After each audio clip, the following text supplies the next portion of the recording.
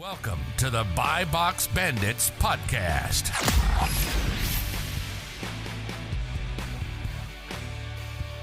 What's up, everyone? Welcome back to the Buy Box Bandits podcast. Today, we're joined by Tom and Thomas Tran, the brothers who did 185,000 revenue in July with online arbitrage and wholesale, and they didn't even start too long ago. So thanks for joining us, gents. What's up, guys? Thank you for having us. Yeah, absolutely. Yeah, big time, man. Good to have you guys on. So you want to take us back to the beginning in terms of how you got into all this stuff, and then we'll be able to get into a lot of game for the viewers in terms of scaling OA, getting going with wholesale, FBM, all that kind of stuff. Thomas, you want to take it away, or you want me to take care of this? Yeah, I'll start off. So honestly, I was just like scrolling through Instagram one day, and I just saw like Miles. He had like an organic ad, and I was just like, "Damn, this makes sense." So I was sitting on it for like 6 months, like a couple months, and I was like, "Yo, Tom, I just graduated college, and I didn't really know what I was doing." And then I was like, "Yo, Tom, like, let's just buy this course and just see where it takes us." And then we bought it last year in June. So early June, or May, actually late May, and we're just grinding. And then our first month we did 1,000 like revenue. Second month we did 7,000, and then third month we did 60,000. And we're just like, dude, like we're onto something, you know? Like we just got to keep grinding this, and like then we hit 1 million in around a year. Now we're just like on this trajectory to do like 2 million and above. Yeah, so well, let's unpack that a little bit, right? Because you kind of just like steamrolled through a lot of growth that a lot of people are after. Right. So your first month, you were getting your feet wet, a couple thousand in sales, right? And you started to obviously double down and compound on that. So what was that process like in terms of really getting comfortable with the data? Maybe you're starting to go in deeper on different things, developing new sourcing methods. What did it all look like? Yeah, definitely. So we bought the roadmap, in May 30th. June was like our first month, and it was pretty rough. Like it was really hard initially to get a hang of things. I do believe sourcing is a skill set, so it takes time to develop that skill. So it was just kind of playing around with some Walmart. Our first product was from Walmart. It eventually eventually tanked as they usually do. But as you get better at the skill, it was easier and easier to find products. And then networking was a huge catalyst in our growth initially. So a lot of BOLO-y items, primarily in 2022. Lululemon was probably our biggest supplier last year. But the main reason why we went from 1.7 to like 65 in our third month was back to school season, which evidently is right around the corner from right now. It's technically this month at the time of recording, and we were ripping backpacks. Backpacks were the main catalyst to that massive month, and then a lot of FBM initially. So you guys have like a unique path, right? Because obviously you bought the roadmap course, which is the blueprint, but there's no real hand-holding involved, right? Obviously there's a bunch of different coaching programs which kind of guide you through the process. So how were you guys able to scale up so quickly, right? Being that you had the information, but no one to really guide you through all of those action steps. Personally, I believe. Oh, go ahead, Tom. You go ahead. Personally, I believe Miles and Warner and Garrett also create very good content on YouTube, and I've been taking YouTube University for over a decade now. I learn everything on YouTube. And so after watching over the roadmap, kind of getting a foothold, I started diving deeper into Miles' sourcing videos, and it kind of just outlined how to source. And then because we were doing so much FBM, we were getting that positive feedback, positive reinforcement a lot quicker. That turn on capital was like exponential. So as we started finding things that worked, we were just like, well, we sold 10, we sold 20. Why don't we just buy like 100, 200 units? And then it just kind of snowballs from there. Just getting that confidence. It's funny because you guys are glossing over like big inflection points that a lot of people struggle with for months. And I think that's one of the biggest factors for how you guys have had so much success so quickly. Miles, you're It was kind of the same thing with us though back in the day. You know what I mean? Like like I don't remember ever thinking it was hard to find products. No, You know, no. like ever thinking, but that was because from the get-go, I feel like we did it the right way. Where you did it together, same way you guys do it together, right? You know, I'm sure you guys are talking about stuff all the time. I know you guys have this, like, I don't even know if we want it, but you guys have like a secret Discord with like, I don't know, I think it's like 50 people I know in it or something like that. And I'm sure rumblings of that began a while ago, right? And everything. So yeah, I don't know. It's interesting, man, because it's even tough sometimes with beginners, right? When it's like, okay, I can't find anything and I don't even know what to do. I would just be like, yo, like Garrett, like, where are we looking today? Or something like that. And you know, you guys have that same thing too. The nice thing is everyone that's listening can go ahead and do that. It's just uncomfortable to start to meet people and such, but it's also only uncomfortable. You think it's uncomfortable there. So in the same way, you know, I had Garrett had me, you guys had each other. It was a lot easier because you each didn't have to make the mistakes. Right? If one person makes a mistake, it gets plugged in for the other one. And you learn a lot quicker, basically with that.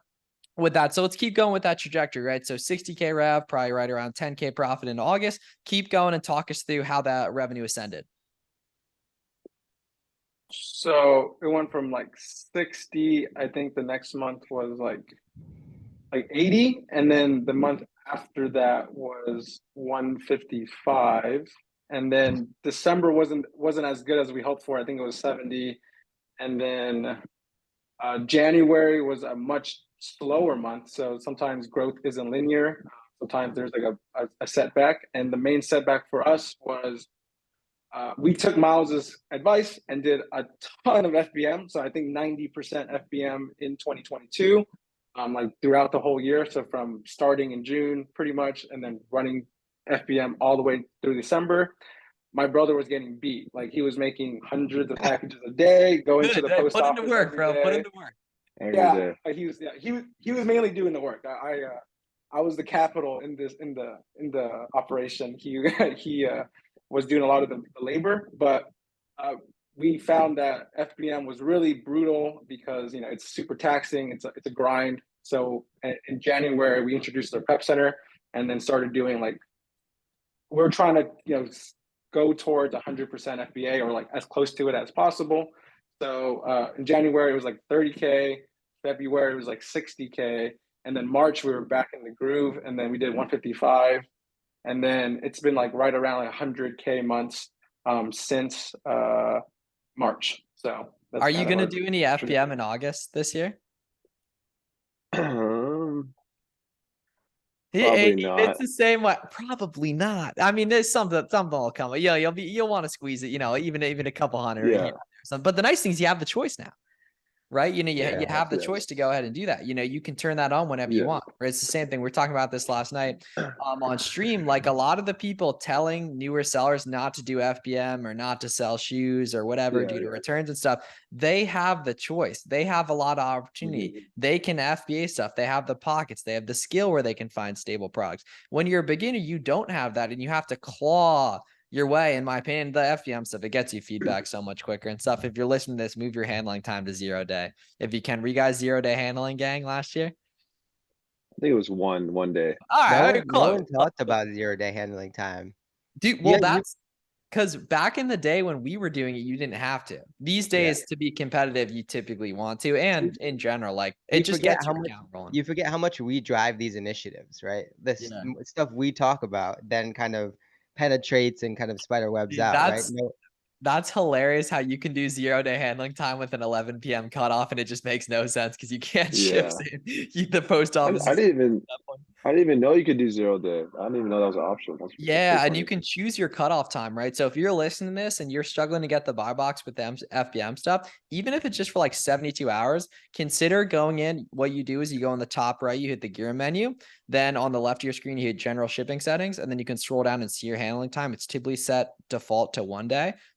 Consider changing it to 0 day, and it's going to help your buy box share a lot and start repricing and stuff. I also think, and I'm curious your guys' thoughts on this, I think there is partially an element of luck, and like Amazon can see how often you go into Seller Central and they reward the buy box based on that. Cause like, I just feel like the people who care the most just get the buy box the most, even from the get-go. right? And I feel like well, it's a fact that they're just naturally gonna get the best results, but like I think there is some sort of thing like that, because like Amazon can see like if someone's logging in every once in a while, like they're probably not super committed, so it wouldn't make sense to push them, right? But if the people who really care, they just get more buy box share and stuff. And I don't know if it's their pricing better, they're looking at stuff better, but legit same state. I think that might be a thing. I don't know. Yeah. A lot of it has to do with like where the orders are coming from and obviously where the offers are But and things there like we go that. though. Like if we're talking about being on the East Coast and not getting it, like, Yeah. and then it's the same people that you don't, maybe they're just like not super in the space yet and such. And then some people are super dialed in and they get it all the time. I don't know. It could just be luck. Just And like ungating though, it's a mentality thing. If you it think is you're gonna purely get a mentality ungated. thing. Yeah, it is purely a mentality thing with too. Question for you guys. How did you deal with like capital constraints early on, right? Because obviously you guys doubled a couple months straight. And the big issue with that would be obviously capital, right? Amazon holds the money a couple weeks, that sort of thing. So did you guys use any private loans, or big man Tom over here was just supplying the bankroll? I had some cash reserves, but like realistically, I didn't want to, take on too much risk, with the unproven Right. business model. So I kept my cash on the sidelines. So the LOC was created day one. We took this like super seriously. We wanted to succeed. We started opening up business credit. So the Plum card, if the listeners don't know, is an OP card initially. We first month of getting the card, I was given 20. I was able to run it up to 20 grand. Because we were doing FBM, we were getting that money back really fast. So paying it off was like not an issue. And then by month 3, we're running it up like 70, 80K on the Plum card. So to be fair, I'm a little bit older, I guess. I'm 25 now. So at the time I was like 24. I had like a little bit older than some of the 18-year-old guys starting out. So I had like a little bit of a built-out credit history. And so maybe that helped, but we were able to get a lot of credit really fast. Too many people are sleeping on the FBM Plum combination. And Yeah. then overpowered is retail arbitrage, FBM Plum. Because that is just, you're just playing with Amex's money. It's like monopoly money at that point. Yeah, these backpacks, you got to get to your local Marshalls, your local Kohl's, TJ Maxx right now through, early September, and check that stuff out if you're listening, because there's a ton of opportunity to really, really be able to clean up like that. Definitely right there. So FBM obviously was a big thing, business credit a big thing as well. You said, and I actually didn't really know this part of your story, but networking was really big from the get-go. Let's talk about that. Massive. I think I'm a networking guy. I'm the networking guy. So I just started DMing people, and I think I was just really I was fairly active in the roadmap Discord that comes with the FBA roadmap course. That's where I met a lot of my friends that I talk to on like a daily consistent basis. And we just started kind of chatting it up. And one of the first people that I happened to come across that was also like relatively new at the time was like Jimmy. And me and Jimmy was the one that put me on to belt bags initially. I think I gave him the Lulu backpacks.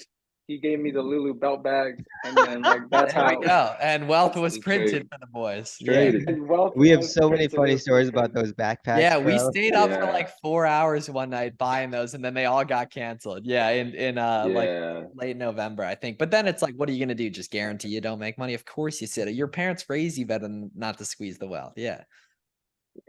Dude, we have it's a pretty crazy story, but me and my brother would sit there for like hours checking out belt bags. And at the time, like you can only check out four units in an order, like 3 to 4 units in an order. We're doing 4.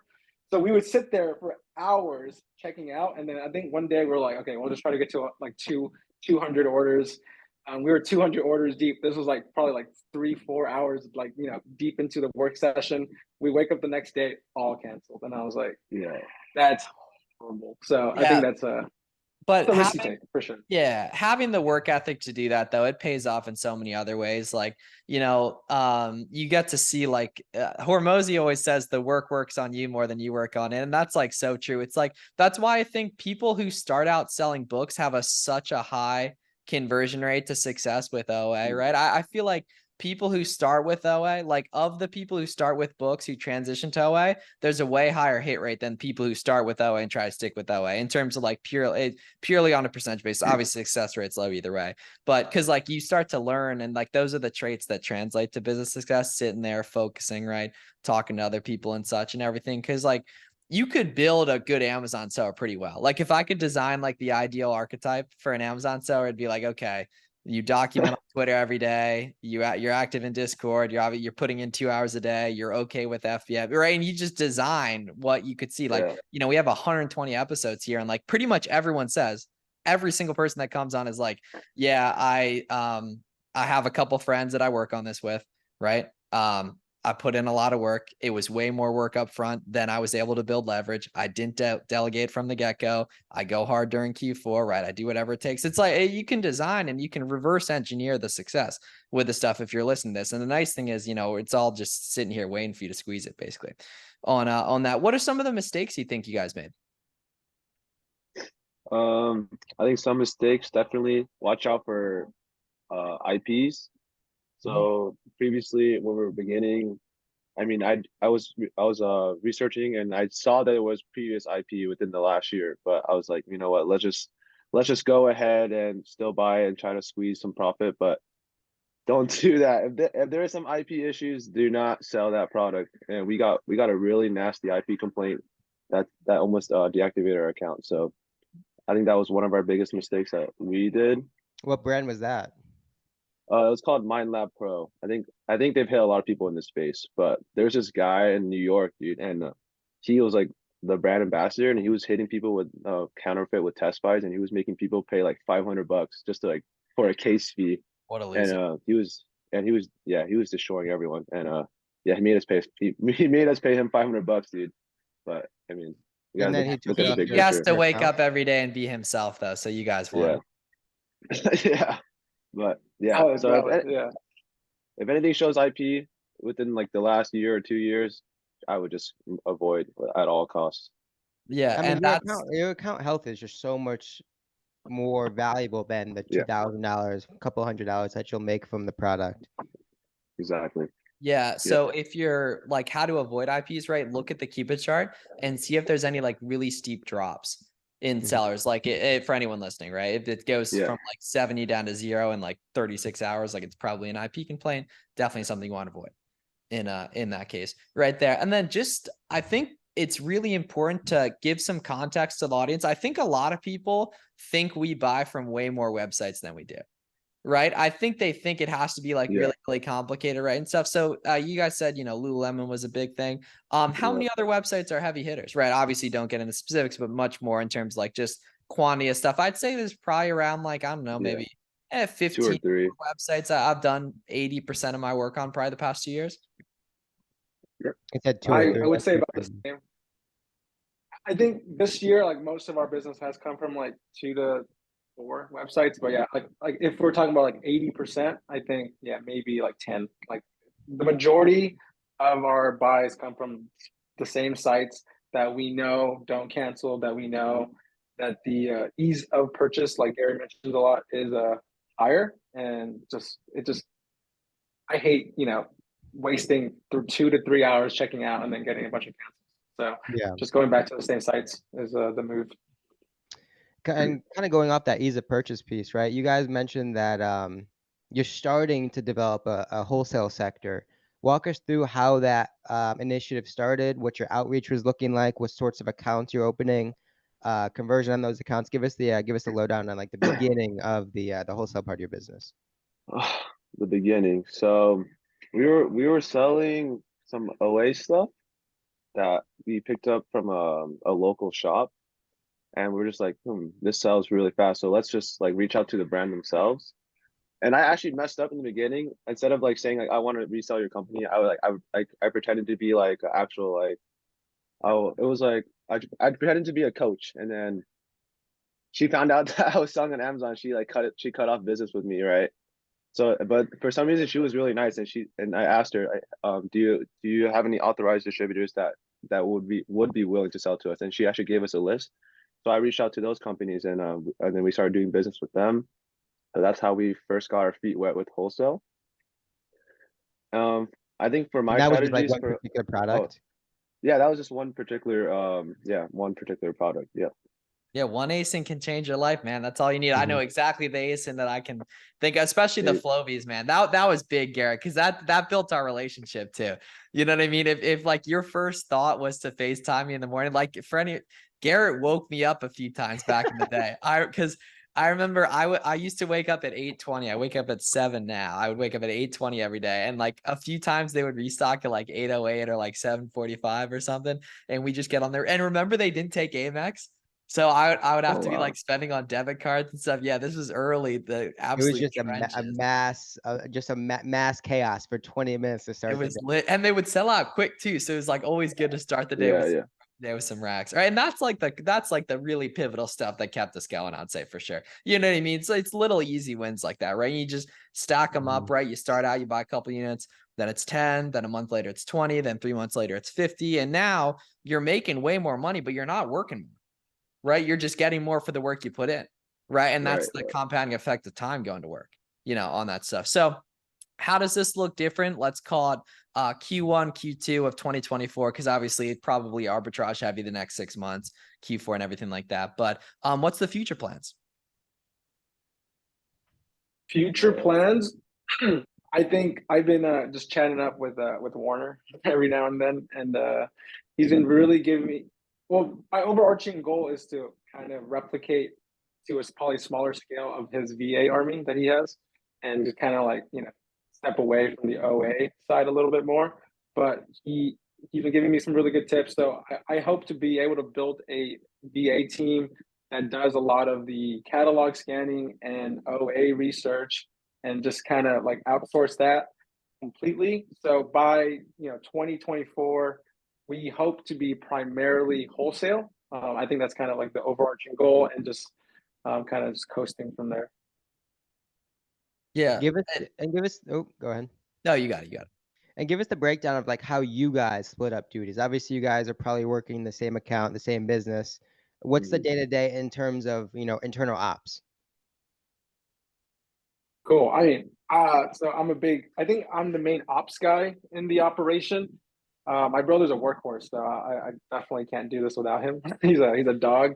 But right now, I kind of been managing the spreadsheets, managing how to like the hiring processes, making sure there's like we're making the purchases. I'm kind of the OA operation right now. He's been like we just delegated. I'm the OA. He's wholesale. So he's doing outreach, emailing, scanning some of the catalogs himself right now just to get his feet wet. But last month, since we were still doing a lot of OA, like most of the purchases were from me. Like I was making a lot of the buys myself just to give him the time to get more acclimated with the outreach. And just the catalog scanning is pretty grueling. It's a grueling work. So I think that's kind of the ops right at the moment. Sure. And then you guys are in Cali. So are these local suppliers mainly? Um, I think yeah, like around the country, but some yeah, definitely a lot in Los Angeles area. Because that's where you guys are located out there, right? Like about 40 minutes away from Los Okay. Angeles. My Yeah, brother that's what lives I thought. in, Cool. Cool. he lives Cool. in San Diego I'm though. in San So he I'm in San Diego, so we live in That's a two little while different away. Damn, counties. I thought you guys live right near each other. Okay, that's interesting. Are you guys going to ASD next month? we Yes, that's the should. plan. Cool. It's That's on it's on actually the calendar. it's this month. Now that I think we're recording this on August Yeah, 1st. Oh, Yeah, so This month. it's couple like weeks. yeah, 3.5 weeks I think away. So yeah, if anyone is listening is interested in learning some wholesale stuff, check out ASD. We'll be there. It's end of this month in Las Vegas. It's like a convention for wholesale suppliers basically. On that. And so, you guys obviously you've been on Twitter a little while. Like, what are some of the big mistakes you guys see beginners making that we think, because we have a lot of them listening right now, and we want to make sure they can avoid all the stuff that it took us a while to figure out. I just think giving up, because like it's really impossible to know everything when you first start, and a lot of people get analysis paralysis where they think they need to know capital, FBM, FBA, all these things before they start. But that's the problem. They just need to start, and you kind of like learn as you go. Every you build this knowledge month after month, and it compounds into bigger things. But as long as you just don't give up, there's like no way you won't succeed, Yeah, in my like opinion. we say it all the time, man. I mean, now that Garrett and I have been around, 2, 3 years, etc., we're starting to see, you can see pretty much that anyone that hangs around like wins. Like kind of irregardless of like location, age, even time availability, right? There's a ton of people killing it part-time, a ton of people killing it Yep. full-time, right? And it just more so like all along, it's just these little pieces of information you just try to pick up on. But every singular piece of information doesn't necessarily provide a big result, but the combination of all of them does, right? Like if you have a couple friends that you're pretty good with, you then happen to, maybe live in a sales tax free state or something like that, or really have an affinity for a certain type of product, right? And then you meet someone who's like, oh, dude, this is how you get around cancels on this side. And it's like, oh, now we're good, right? You're stacking all those things on top of each other. And it's hard to see that when you're going, right? But it's like exactly the same thing with me 2 years ago. Garrett and I, like all 4 of us did 100K in revenue in a month within the same like 45-day period. Like all 3 of us hit it basically right there. And it had taken us 5 months to do that, but then we all hit it simultaneously and just kept growing from there. So it's a beautiful thing in terms of getting going with the stuff. And then how does that like basically the transition, getting some wholesale involved, what does that look like in terms of like skill set and stuff like that? Because they are very different skill sets, and there's people who want to make that shift but don't. So how do we actually go ahead and do that? That's a great question. How to get started with wholesale? I think a great strategy for me is if you have a brand that's a little bit obscure that you're selling, maybe try to reach out to that company or see the sellers on that listing specifically, and see what the other sellers are selling on there, and reach out to those brands. And then if the brands say no to you, just ask them, hey, do you guys have any authorized distributors that I can speak to? So I think that's a great way to get your feet wet. Yeah, For and sure. just take a ton of action. Like if you hit up, like it's insanely easy to find brands. Quite literally insanely easy, right? All you got to do is pretty much anyone that has over 1,000 reviews and it's not like a super like Nike type brand, like they're probably being bought wholesale, right? And then you go to a listing, it has 12 sellers. Each seller has 10 to 50 brands. You can export their store front list from Keep It Product Finder. You can look at all the brands they carry via Seller Amp, right? And then it's just on you to do the work ultimately. Right. It's like basically the same thing. It's kind of just how bad do you want it? Backpacks right now. Do you want to make money? Yes. Are you down to FBM? Yes. Okay, cool. There's $5,000 of profit waiting for you to just do the work. Basically, it was the exact same way. And the nice thing is that over time, you're going to see more and more of those opportunities and have the choice whether or not you want to operate on them. You just got to take advantage of as much of that stuff as possible, in my opinion, when you're getting going and such. And then we never really asked, but do you guys have a background reselling wise or anything? Or was this really the first business you guys got into? Yeah, so I was reselling vintage clothes. I don't know if you know like the vintage clothing game or A not. little bit. Yeah.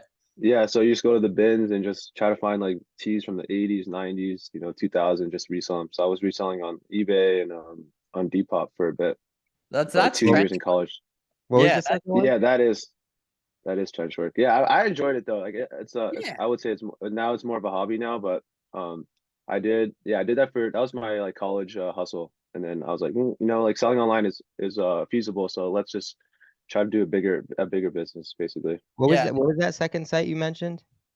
Depop. So it's like I've never heard of it's that. like It's like it's vintage like it's focused, like right? Grailed. Grailed? Do you guys know Oh, Grailed? yeah. There's Nah. some crazy. It's How do you not know Grail, man?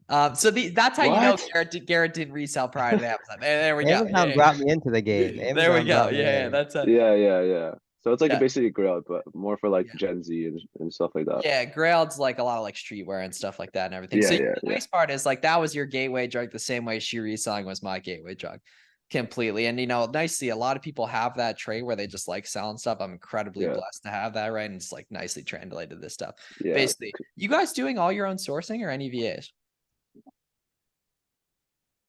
Honestly, we have some VAs, but the majority of the buys right now is still me. Like the OA buys at least. They're okay. There's some like there's I think the VAs that we're using right now are really good for like sales sourcing. And then maybe some manual sites that I just kind of know of. I'm like, hey, go scour the site. But I think at some point, like this year, we're gonna start transitioning them over just as catalog scanning. It's just like a higher ROI thing, and it's just I think OA sourcing is very creative. Like you have to get kind of crafty and then finagle your way into a discount or like figure out how to make it cheaper. Whereas as long as it makes some sense on the catalog, there's probably some negotiation power based on volume. So I think just making it easier for the sourcers, just having them scan catalogs is probably what the next step is going to be. Sure. Okay. And then do you think you would go in-house prep for wholesale, or is your average sale price high enough where you could do it via prep center as well? Right now we were doing in-house. Oh, really? Well, I don't Yeah. know how we didn't mention that. Damn. So you guys are doing prep in-house for wholesale, I thought you guys Yeah. you said you used a prep center. but for OA. For OA. Yeah. So what But does since we're that not look getting, like then? Are we getting pallets since we're- dropped off at the crib or what? not pallets. It gets Goals, pretty hectic hopefully soon. sometimes. Yeah. It gets Good. hectic sometimes for sure. Like Yeah. a whole weekend of just wholesale prep. But sometimes Tom will drive down and he'll help me out. But yeah, right now it's pretty feasible. You just like it's basically you get a big order in and then you just take the whole day just prepping it. Cool. And so you didn't go to college, right? There were never perspectives of you going to college. Did I go to college? You said you graduated, right? Yeah, Oh, you I graduated college. Yeah, I graduated last year, man. Yeah. Oh, Yeah. Flipping clothes was my college hustle. So that's how that's like my part-time job. Yeah. Yeah. Cool. right, yeah. Yeah. So like, what is, now that you guys, are, really doing well with this stuff, what is like your family think, people around you? Cause that's something Yeah, a lot of that's what people I are was getting worried at, about. Yeah. My mom's a OG hustler, bro. She I think she loves it. She just loves the idea of business. Just business in general. She really likes it. So That's one area where Miles and my parents are vastly different. Miles's parents have been down with it since the grip. Facts. Yeah. My parents, it took them a while to kind of get on board and really see the legitimacy. Oh yeah. Yeah, I Yeah, don't know though. I was always like doing other shit though. Like I was like posting content in like 2011 and shit. Like, Yeah. like not about Damn. reselling. Well, technically it was kind of reselling. Yeah, like my first content on like online, I've been consistently posting stuff from I went hard from 2011 to 2015, and then I picked it up again in 2019. Right there. But yeah, with all the Lego stuff I was doing, like I've been doing that stuff forever. So it all kind of fit together. And it's like it's so interesting because it's so bizarre. Like it's bizarrely similar to what I do now. But that's why it's really worked and everything right there. So where can everyone find you guys on Twitter? Or X? Yeah. Yikes. My ads at Transcend Ecom. Transcend Ecom. Okay. What is it? What about you, Tom? Oh, Wi-Fi Savant. Oh, I didn't even see that on there. Yeah, that's a fire. You guys have two different handles. And they're both yeah. Interesting. Yes, we have different Twitters. We just basically share screenshots. That's the funny part. Yeah, you show the bars and you grow right there. And you meet the homies.